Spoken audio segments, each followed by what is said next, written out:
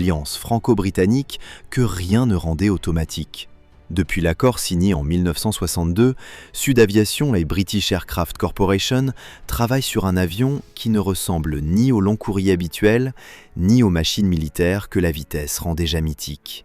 Concorde porte une contradiction explosive. Il est civil par sa mission, mais sa silhouette parle le langage des appareils les plus extrêmes. C'est là que naît son pouvoir narratif. Concorde n'est pas seulement rapide, il est anormalement ambitieux pour un avion destiné à des lignes régulières. Son aile delta, son fuselage étroit et son nez effilé ne cherchent pas à rassurer le public, ils annoncent une rupture. Là où l'aviation commerciale vend de la capacité, de la fréquence et de la régularité, Concorde vend autre chose, une attaque frontale contre la durée. Il promet de faire de l'océan non plus un obstacle de plusieurs heures, mais une parenthèse traversée à 2 fois la vitesse du son. Pour atteindre cette promesse, chaque détail devient une bataille. Le poids, la chaleur, la consommation et le bruit deviennent des contraintes qui ne pardonnent pas. Les ingénieurs savent que la beauté de Concorde vient de contraintes impitoyables. Cette machine n'est pas dessinée pour plaire, elle est dessinée pour survivre à une vitesse qui chauffe la structure et transforme l'air en adversaire permanent. Le public verra une icône, mais les hommes du programme voient une équation qui ne pardonne pas. Le matin du premier vol, cette équation sort des plans et arrive devant le monde. La piste devient un juge. Il ne suffit plus d'avoir raison sur le papier. Il faut que les commandes répondent, que la cellule accepte l'air, que le train quitte le sol, que l'avion reste contrôlable lorsque la théorie devient vibration. Turca ne cherche pas encore à prouver le record ou le luxe futur. Il doit obtenir la seule preuve qui compte à cet instant, celle qui ouvre toutes les autres. Quand la poussée augmente, tout ce que le programme a accumulé se concentre en quelques secondes. Les rivalités de méthode, les choix techniques, les pressions politiques et les attentes nationales deviennent une masse blanche qui accélère devant les témoins. Puis, Concorde se détache de la piste et le paradoxe commence vraiment. L'avion gagne sa première bataille contre la pesanteur, mais cette victoire contient déjà le piège de son avenir. Il prouve qu'il peut voler, mais il devra encore prouver que le monde veut réellement vivre à son rythme. C'est ce que le premier envol cache derrière sa splendeur. L'Europe vient de mettre dans le ciel un transport supersonique que personne ne peut réduire à une imitation. La France et la Grande-Bretagne démontrent qu'elles peuvent unir leurs forces autour d'une machine qui défie les standards commerciaux. Pourtant, la question la plus lourde n'est plus seulement technique. Un avion peut battre la traînée, la chaleur et la peur de l'inconnu, mais il ne peut pas, par sa seule élégance, abolir le prix du carburant, les limites des aéroports, les plaintes sur le bruit, ni les calculs des compagnies. En 1969, ces obstacles ne dominent pas encore l'image, mais ils attendent déjà dans l'ombre de la réussite.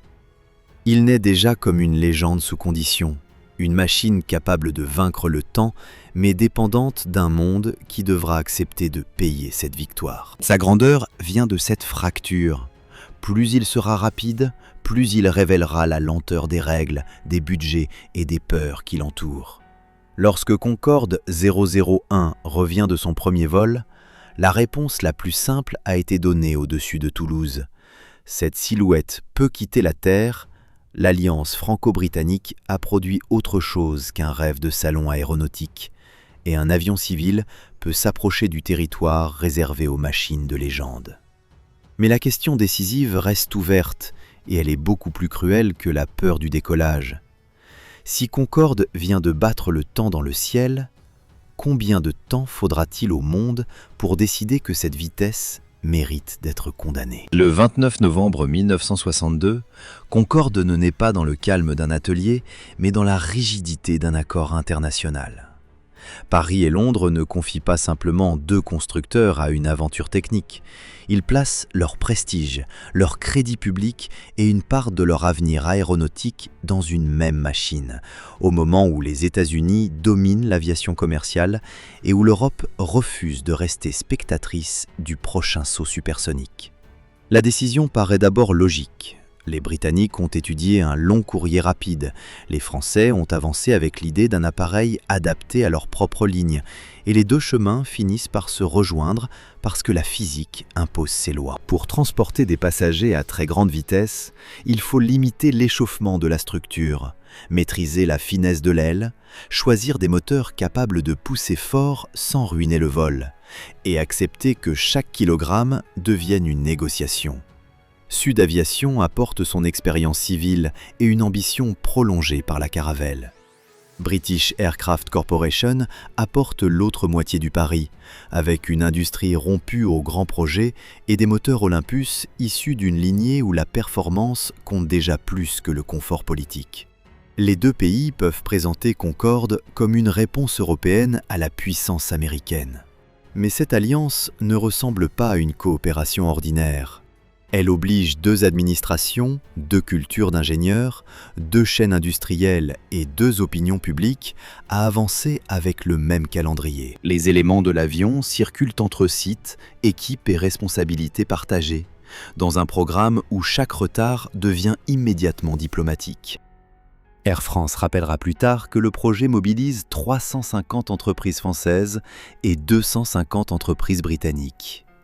La tension monte parce qu'un avion ordinaire peut être retardé par une panne, un budget ou un changement de marché, tandis que Concorde entraîne des ministères, des usines, des ingénieurs, des emplois et l'orgueil de deux pays. Chaque réunion technique devient aussi une réunion de souveraineté. Quand une masse augmente, la distance franchissable se réduit.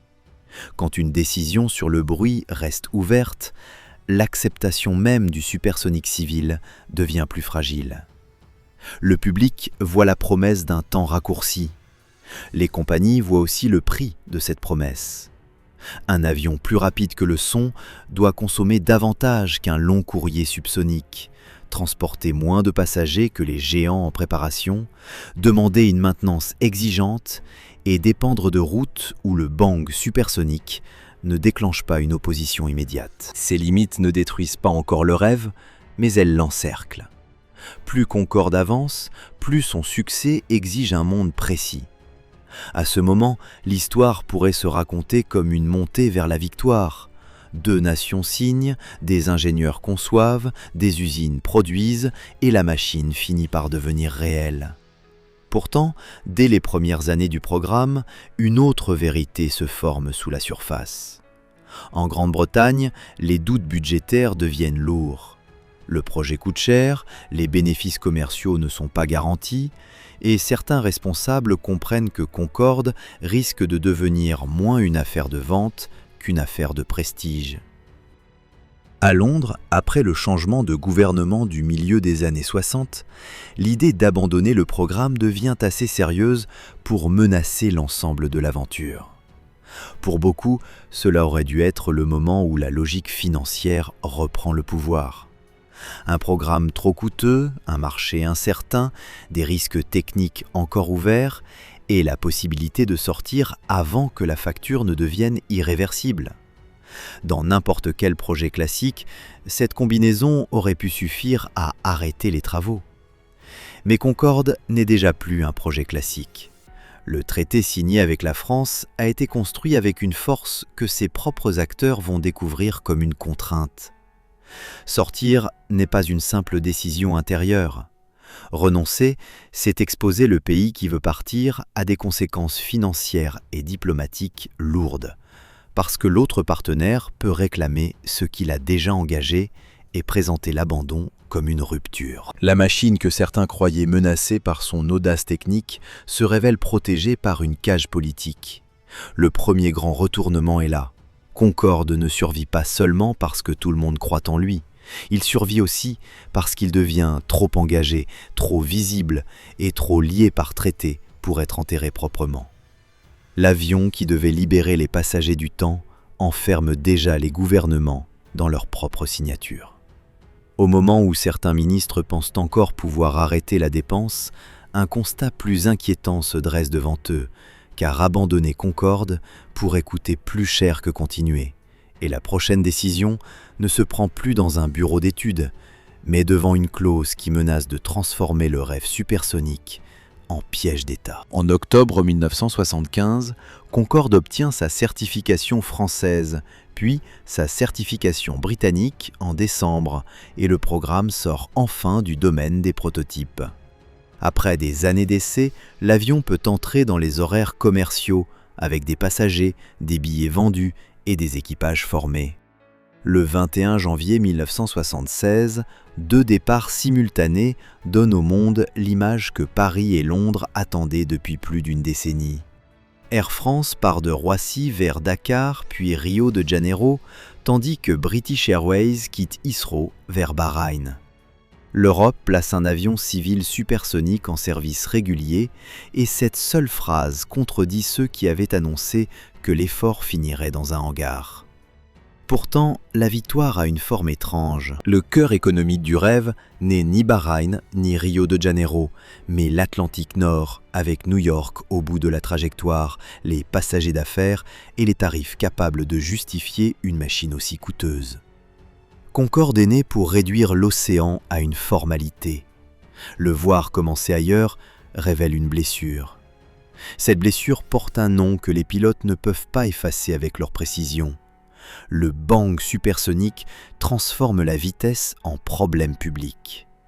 Au-dessus de la mer, Concorde peut courir comme il a été conçu pour le faire.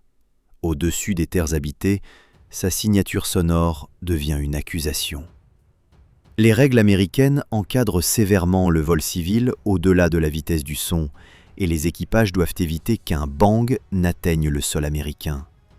La route la plus rentable dépend de lignes invisibles tracées par la peur du bruit. La crise devient plus dangereuse parce qu'elle ne vient pas d'un échec mécanique. Une fissure ou un défaut de commande aurait donné aux ingénieurs un ennemi identifiable. Ici, l'ennemi est diffus. Il vient des riverains, des autorités locales, des tribunaux, des ministères et d'une société qui admire l'avion de loin mais ne veut pas forcément l'entendre au-dessus de sa maison. Dans les compagnies, le calcul se durcit. L'appareil traverse l'Atlantique bien plus vite qu'un long courrier classique, mais il transporte moins de passagers, demande plus de carburant, mobilise une maintenance spécialisée et ne devient crédible que sur peu de routes. Chaque heure gagnée doit être vendue très cher.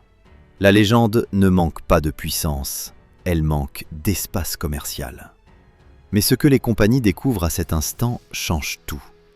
Concorde n'est pas seulement un avion cher que le marché devra apprendre à aimer, il est un avion dont la pleine valeur dépend d'une ville qui peut lui fermer sa porte.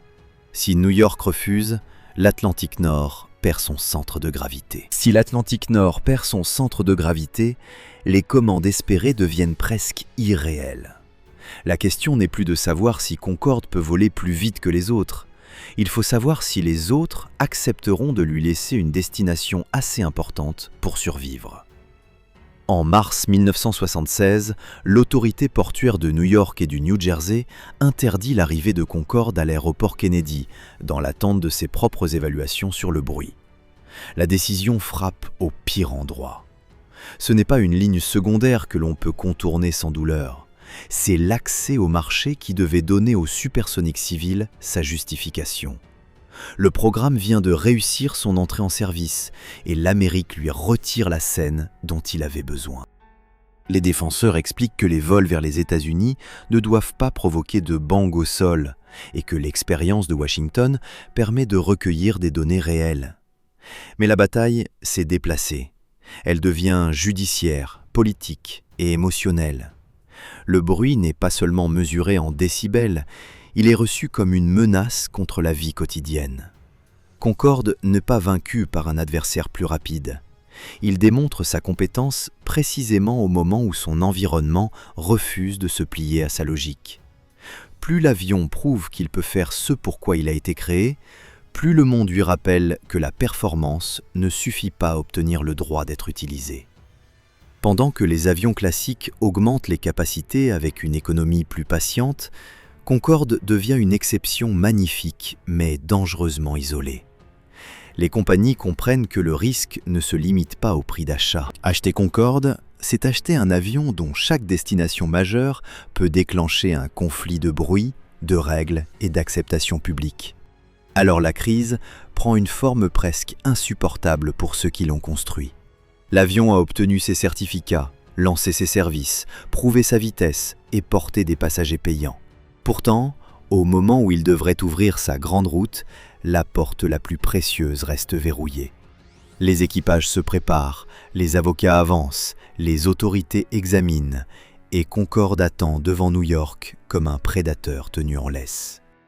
Puis un nouveau document arrive, et ceux qui le lisent comprennent que le combat pour Kennedy ne sera pas une formalité. La décision qui ouvre enfin la route de New York ne tombe pas comme un ordre militaire, mais comme le résultat d'une guerre lente menée dans les tribunaux et les bureaux. Les juges examinent moins la beauté de Concorde que la question brutale du pouvoir. Qui peut décider qu'un avion certifié, autorisé par l'État fédéral et exploité par 2 compagnies nationales reste bloqué devant un aéroport local? Derrière la procédure, c'est toute la logique du supersonique civil qui se retrouve suspendue. Pour Air France et British Airways, le combat n'est pas seulement juridique. Chaque mois perdu affaiblit l'image de l'avion, fatigue les gouvernements et nourrit les doutes des compagnies qui observent le programme. Les alliés de Concorde comprennent que l'interdiction de Kennedy crée un message mortel. Si la ville la plus stratégique de l'Atlantique peut dire non, alors d'autres villes peuvent traiter cette porte fermée comme une permission de résister. Les opposants, eux, ne se voient pas comme les ennemis d'une légende. Ils parlent de bruit, de vibrations, de quartiers exposés, de précédents dangereux. Leur camp conteste l'idée qu'une innovation prestigieuse puisse passer au-dessus des habitants parce qu'elle porte le drapeau de 2 puissances. Concorde n'affronte pas un rival identifiable. Il affronte une société civile qui demande pourquoi son confort devrait financer la vitesse d'une minorité. Dans les expertises, les ingénieurs quittent l'imaginaire du cockpit pour entrer dans le territoire froid des mesures. On compare les niveaux sonores, les profils de décollage, les approches et les procédures destinées à limiter le choc acoustique. Les spécialistes savent que le supersonique au-dessus de la Terre reste l'obstacle central, mais ils cherchent à démontrer qu'une arrivée subsonique à Kennedy ne transforme pas l'aéroport en catastrophe sonore. Le 17 octobre 1967, le dernier verrou judiciaire immédiat saute. La Cour suprême des États-Unis refuse de maintenir l'interdiction provisoire et la route de Kennedy devient praticable. Pour les partisans de Concorde, c'est une délivrance.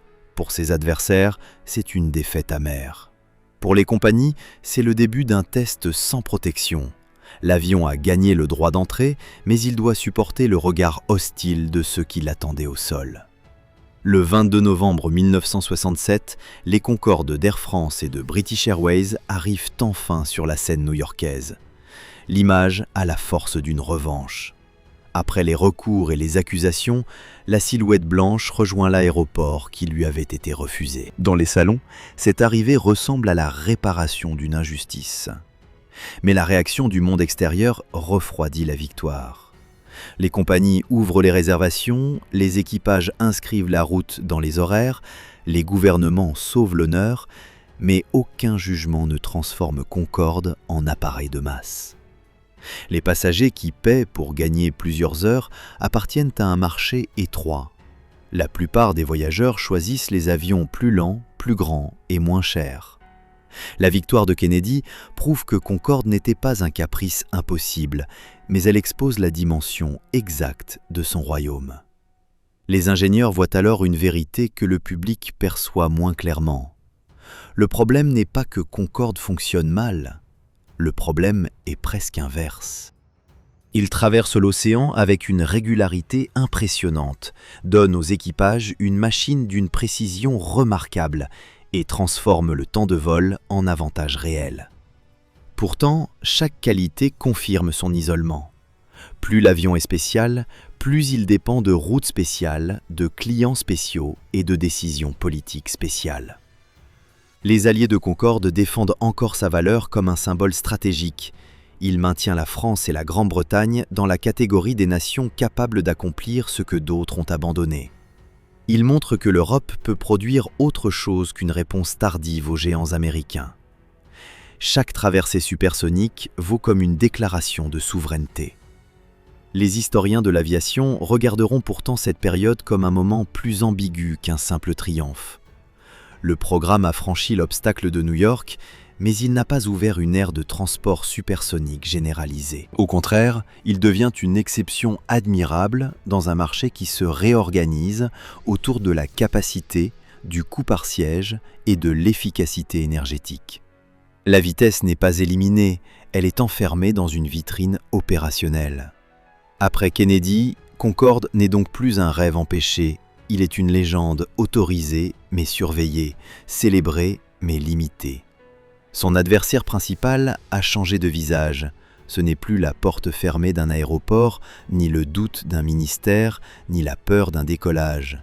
C'est la certitude plus inquiétante que le monde peut admirer une machine tout en refusant de lui ressembler. Et lorsque les chiffres d'exploitation parlent plus fort que les applaudissements, une conclusion commence à se former sans que personne n'ose encore la prononcer. Au début des années 80, Concorde n'a plus besoin de convaincre qu'il peut tenir une ligne.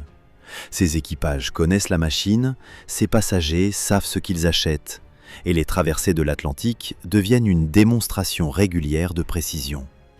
Paris et Londres ont obtenu ce que beaucoup jugeaient impossible. Un avion civil vole plus vite que le son, avec des passagers payants, relie l'Europe à New York en une durée qui transforme une journée de travail et donne à 2 pays européens une vitrine que personne ne peut confondre avec un avion ordinaire. Mais la conquête ne s'étend pas, elle se stabilise. Les commandes espérées disparaissent les unes après les autres et les compagnies qui avaient regardé Concorde comme une promesse mondiale comprennent que la vitesse seule ne suffit pas à construire une flotte. Le transport aérien change de centre de gravité. Il ne cherche plus d'abord à raccourcir brutalement le temps, mais à déplacer plus de passagers plus loin à un coût prévisible. Les grands avions subsoniques imposent une autre logique, moins spectaculaire mais plus rentable. Pour Air France et British Airways, Concorde reste exploitable parce qu'il trouve son public sur un territoire étroit. Hommes d'affaires, personnalités, voyageurs capables de payer cher quelques heures gagnées alimentent une route où l'avion conserve sa raison d'être. Mais cette réussite n'est pas la révolution annoncée. Elle ne remplace pas l'aviation commerciale existante, elle se place au-dessus d'elle, comme une exception brillante que le marché accepte sans jamais limiter. La conséquence la plus profonde touche toute l'industrie. Après Concorde, les constructeurs comprennent qu'un avion civil ne gagne pas seulement contre l'air.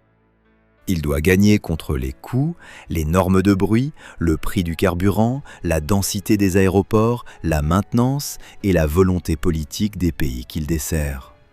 L'avenir immédiat du transport aérien choisit les économies d'exploitation, les avions plus silencieux, la capacité et la fiabilité de masse. Le supersonique civil reste possible en théorie, mais il n'est plus le destin naturel de l'aviation commerciale. Pour la France et la Grande-Bretagne, le résultat est plus complexe qu'un échec. Le programme a coûté extrêmement cher, il a été limité à quelques appareils en service commercial et il n'a pas créé la famille mondiale que certains imaginaient. Pourtant, il a forcé 2 nations à maîtriser une technologie que peu de pays pouvaient porter jusqu'au vol régulier. Il a donné aux ingénieurs une expérience unique sur les hautes vitesses, les matériaux et l'aérodynamique d'une machine extrême. Puis arrive la fin opérationnelle. En 2000, l'accident de Gonesse frappe Air France et interrompt une confiance construite pendant des années. Les enquêtes et les modifications ramènent l'avion en service, mais l'environnement a changé. Le choc du 11 septembre, la baisse du trafic premium, les coûts de maintenance et le vieillissement de la flotte réduisent encore l'espace déjà étroit dans lequel Concorde pouvait vivre. En 2003, Air France et British Airways annoncent l'arrêt des vols. Cette fois, ce n'est pas une interdiction locale ni une bataille judiciaire. C'est la somme de toutes les contraintes accumulées depuis le début qui ferme la trajectoire. La réponse à la question posée dès le premier envol devient alors claire. Le monde a condamné la vitesse de Concorde parce qu'il a choisi une autre définition du progrès. Il n'a pas refusé la beauté de l'avion, ni même sa performance. Il a refusé le prix de son modèle. Pour la majorité des compagnies, des autorités et des passagers, gagner quelques heures ne justifiait pas un système entier construit autour d'un appareil plus bruyant, plus coûteux et moins flexible que les avions subsoniques. Concorde avait battu le temps, mais il n'avait pas battu l'économie du temps. C'est ce qui rend son histoire si puissante. Concorde ne fut pas une machine ratée, car une machine ratée ne traverse pas l'Atlantique pendant des décennies avec une telle régularité. Il ne fut pas non plus le futur promis, car un futur ne reste pas réservé à une poignée de routes et de passagers. Il occupe un territoire rare. Les ingénieurs avaient prouvé que l'on pouvait voler plus vite. Le monde a répondu qu'il préférait voler plus lentement, plus nombreux, plus souvent et moins cher. Cette histoire ne parle donc pas seulement d'un avion. Elle montre que la technologie ne triomphe pas quand elle devient possible, mais quand une société accepte de se réorganiser autour d'elle. Concorde a offert une avance brutale sur le temps, et cette avance a suffi à créer une légende. Elle n'a pas suffi à changer la direction de l'aviation. Dans le ciel, il avait raison. Au sol, le monde avait déjà choisi ses conditions. Si cette trajectoire t'a fait voir Concorde autrement, laisse un like pour soutenir ce type d'histoire. Abonne-toi pour les prochaines légendes du ciel et écris en commentaire ce que tu aurais décidé à la place des compagnies. Fallait-il sauver Concorde à tout prix ou accepter que le futur le plus rapide soit aussi le moins viable ?